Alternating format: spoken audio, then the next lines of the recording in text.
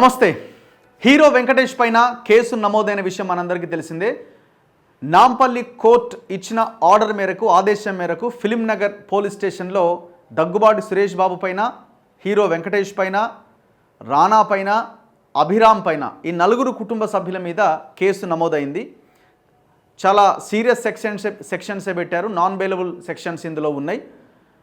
వాళ్ళు trespass చేసిరని and దాంతోపాటుగా దాడి చేసిరని, చీటింగ్ చేసిరని, హైకోర్టు ఆర్డర్ ఉన్నప్పటికీ దాడి చేశారన్న అభియోగాల నేపథ్యంలో కోర్టు ప్రాథమికంగా ఉన్న సమాచారం మేరకు కంప్లైనెంట్ నందకుమార్ చేసినటువంటి ఆర్గ్యుమెంట్కి అనుకూలంగా ఆయన వాదనతో ఏకీభవిస్తూ ఇమ్మీడియట్గా ఈ నలుగురు మీద కేసు బుక్ చేయాలని ఫిలిం నగర్ పోలీస్ స్టేషన్కి ఆర్డర్స్ ఇవ్వడం జరిగింది నాంపల్లి కోర్టు. దీంతో కేసు నమోదైంది. ఒకసారి మన ముందు ఎఫ్ఐఆర్ కాపీ ఉంది. ఈ ఎఫ్ఐఆర్ కాపీలో ఏ అంశాలను పొందుపరిచారో చాలా క్లియర్గా డిస్కస్ చేసే ప్రయత్నం చేద్దాం. First information report, Hyderabad film Nagar police station 2025, FIR number 25/2025, 11/1/2025. అంటే నిన్నటి రోజున ఈ ఎఫ్ఐఆర్ ఫైల్ అయింది. ఏమేం సెక్షన్ల కింద అంటే section 448, section 452, section 458 red with 120B IPC. So ఈ సెక్షన్ల కింద కేసు నమోదు చేయడం జరిగింది. అండ్ ఎవరెవరు ఇందులో ఉన్నారు? కంప్లైనెంట్ ఎవరైతే ఫిర్యాదు చేశారో ఆ కంప్లైనెంట్ ఎవరు అంటే K Nandakumar, son of Shankarappa. ఆయన కంప్లైంట్ చేశారు. ఎవరి మీద కేసు నమోదైంది? Details of unknown suspected, unknown accused with full particulars. Serial number 1 D Suresh Babu, Daggubati Suresh Babu, producer, son of D Ramanaidu, late D Ramanaidu. Number 2 serial number Daggubati Venkatesh, hero Venkatesh. Sankranti సందర్భంగా ఆయన ఎక్కువ ఫ్యామిలీ సినిమాలు ఆయన ట్రెండింగ్లో ఉంటాయి ఎప్పుడు. సో ఈసారి సంక్రాంతికి ఆయన సినిమా లేకపోయినా ఎఫ్ఐఆర్ ట్రెండింగ్లో ఉంది.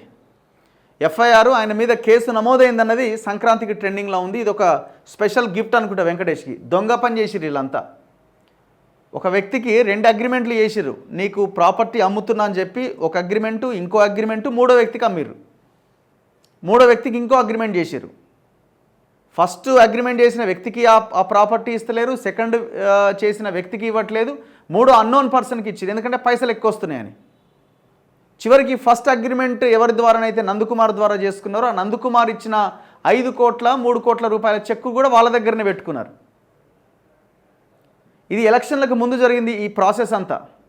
నేను ఇంతకుముందు కూడా చెప్పిన ఈ డెక్కన్ కిచెన్ అనే హోటల్ ఉంటుండే, ఎక్కడ మనం ఈ సివిఆర్ ఛానల్ ఆపోజిట్లో మోహన్ బాబు ఇంటి పక్కన ఇప్పుడు బ్లూ షీట్స్ కనిపిస్తాయి. అక్కడ హోటల్ ప్లేసు ఈ దగ్గుబాటి ఫ్యామిలీకి సంబంధించిన ప్లేసు. దీన్ని లీజుకి తీసుకున్నారు. లీజుకి తీసుకున్న తర్వాత దాన్ని ఇక్కడ మీరు ఖాళీ చేయండి, దీన్ని అమ్మాలి అనుకుంటున్నా అంటే మీరే అదేదో మేమే కొంటామని చెప్పి వీళ్ళు ఆయన దగ్గర నుంచి అగ్రిమెంట్ చేసుకున్నారు. కొంత ప్రాపర్టీని కొనడానికి అగ్రిమెంట్ చేసుకున్నారు, కొంత ప్రాపర్టీని లీజ్ కంటిన్యూ చేశారు. అయితే మళ్ళీ నీకు ఇవ్వము అని చెప్పేసరికి సరే నాకు ఎట్లాగో ఇవ్వవు కాబట్టి మీరు నా లీజ్ అయితే అగ్రిమెంట్ అయితే నడుస్తున్నది కదా అని చెప్తే దాన్ని కూడా పట్టించుకోకుండా ఈయన మీద బుల్డోజ్ చేసి అక్కడి నుంచి ఖాళీ చేసే ప్రయత్నం చేశారు. అప్పుడే ఈ ఫామ్ హౌస్ ఎమ్మెల్యేల కొనుగోలు కేసు వచ్చింది. నందకుమార్ని అందులో ఇరికిచ్చేసి ఆయన ప్రాపర్టీస్ మొత్తం డ్యామేజ్ చేసి ఆయనని అప్రూవర్గా మారకపోతే ఆ ప్లేస్ని మొత్తం సురేష్ బాబుకి వచ్చేలాగా అందులో ఉన్న సామాను మొత్తం తీసుకుపోయి అమ్ముకునేలాగా చేసి సర్వనాశనం చేసి పడేశారు. ఇది మనకు గతంలో జరిగింది ఈ ప్రాసెస్ అంతా కూడా. అప్పటికి ఈ ప్రాపర్టీ మీద హైకోర్టు కేసు ఉన్నది. హైకోర్టు ఏమన్నది ఎవరు ఇంటర్ఫియర్ కావడానికి వీల్లేదు ఈ ప్రాపర్టీలో అని చెప్పింది. అయినా కూడా ఆనాడు జిహెచ్ఎంసీ హెచ్ఎండి ఆఫీసర్లు కానీ ఇప్పుడున్న కమిషన్ ఆనాడు ఉన్న సివి ఆనంద్ కానీ వీళ్ళంతా కలిసి మొత్తం బుల్డోజ్ చేసి పడేసారు కేటీఆర్ చెప్పినట్టు. ఇప్పుడు అనుభవిస్తున్నారు. ఈ నలుగురు మీద కేసు అయింది. Serial number 2 D Venkatesh, Daggubati, son of late D Ramanaidu. Next Daggubati Ramanaidu ఎట్ రానానే ఆయన ఒరిజినల్ పేరు రామానాయుడు అన్నట్టు, రానా అని పిలుస్తారు. సో తాత పేరు పెట్టిన ఆయనకు రామానాయుడు, సన్ ఆఫ్ సురేష్ బాబు, సురేష్ బాబు కొడుకిన. నెక్స్ట్ సురేష్ బాబు ఇంకో కొడుకు డి అభిరామ్, ఈయన father name D Suresh Babu. So ఇట్లా వీళ్ళందరి మీద ఈ నలుగురు మీద కేసు ఫైల్ అయింది. వీళ్ళు ఏం చేసిరే అంటే సురేష్ బాబు వెంకటేష్ ఏమో డైరెక్ట్గా ఉన్నారు. ఈ రానా వీళ్ళు ఈ బ్యాచ్ అంతా బౌన్సర్లకు తెచ్చి ఆడ బుల్డోజ్ చేసి రకరకాలుగా ఇబ్బంది పెట్టే ప్రయత్నం చేశారు. ఎంత అహంకారం అంటే వీళ్ళకి. మరి 5 కోట్ల రూపాయలు తీసుకున్నా కదా, 2వ అగ్రిమెంట్ చేసినా, ఎట్లా చేసినా, 3వ అగ్రిమెంట్ కూడా చేసినా, ఇది తప్పు కదా. మరి ఏదో ఒకటి వాళ్ళకి ఇచ్చేద్దామన్నా కనీస ఆలోచన కూడా వీళ్ళకి లేదు. వీళ్ళకి ఎందుకు లేదంటే గతంలో కేటీఆర్ దగ్గరికి పోయి మేనేజ్ చేసుకున్నారు. ఇప్పుడు రేవంత్ని కూడా ఒకసారి పోయి కలిసేది. రేవంత్ని కలవడంతో పాటు ఇప్పుడు పొంగులేటి ఆయన ఉన్నాడు కదా, ఖమ్మం ఎంపీ రఘురామరెడ్డి వీళ్ళు వియంకులు, వీళ్ళంతా మళ్ళీ ఇట్లా రిలేషన్ ఉన్నది.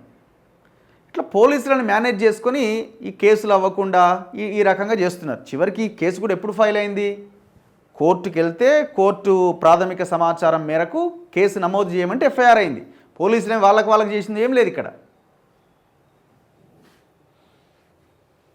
సో ఇందులో contents of the complainant statement of the complainant or informant అంటే ఎవరైతే కంప్లైంట్ చేశారో అందులో కంటెంట్ ఏముంది అంటే, in the court of the honourable 17 additional chief judicial magistrate Nampally Hyderabad, honoured sir, the facts of the case are that today 11/1/2024 at 12 o'clock received a court refer complaint from Honorable 17th AC JM Hyderabad wide so and so court 2/1/2025 on the complaint of K. Nandakumar, son of K. Shankarappa.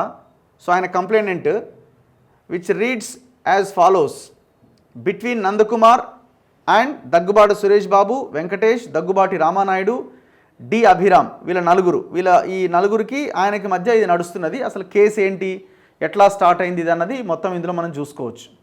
వీళ్ళు W3 hospitality services పేరుతో దగ్గుబాటి సురేష్ బాబుకి, వీళ్ళకి ఈ Suresh Babu, వెంకటేష్కి and Nandakumar and ఆయనకు సంబంధించి ఇంకొక friend ప్రమోద్కి మధ్య agreement జరిగిందనమాట.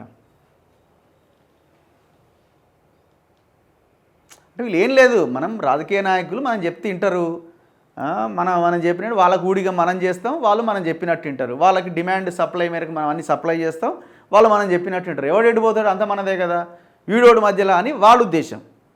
వీడోడు మధ్యలో అనేసరికి చూపిస్తున్నాడు సినిమా ఆయన, వీడోడు మధ్యలో అనేసరికి ఆయన చూపిస్తున్నాడు సినిమా. ఏం చేయగలుగుతారు? అడ్డంగా దొరికిపోయింది. ఇలా ఎవడైనా అగ్రిమెంట్ చేసిన తర్వాత వాళ్ళతో ఒప్పందం కుదిరిన తర్వాత ఇంకో అగ్రిమెంట్ చేసుకోవడానికి ఎట్టి పరిస్థితుల్లో అవకాశం లేదు. చట్టాలు ఏం ఒప్పుకోవు, అఫీషియల్గా దొరికిపోయింది.